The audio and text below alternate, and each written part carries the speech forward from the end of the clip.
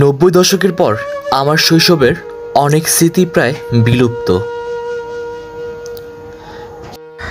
যেগুলো আচমকা মনের মাঝে জেগে উঠলেও পুনরায় দেখার মতো সৌভাগ্য আর কখনোই হবে না।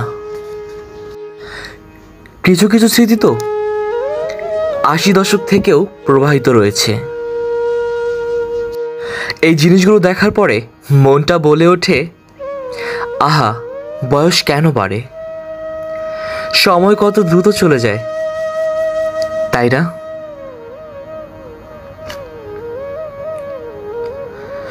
জীবন যেন খুঁজে বেড়ায় জীবনেরই অর্থ। এ শুধু শৈশব নয়, মধুর শৈশব। জীবনের অর্ধেক সময়টা শেষ করেছি, সেটা এই স্মৃতিগুলো দেখলেই বুঝতে পারা যায়। আমরাও খুব শীঘ্রই রওনা হব এই রঙিন দুনিয়া ছেড়ে। সেই পুনরায় স্মৃতির কাছাকাছি পাবো কি সেই স্মৃতিকে নতুন করে, বা রয়েছে কি কোথাও জমা যেখান থেকে চাইলেই অনুভব করতে পারবো?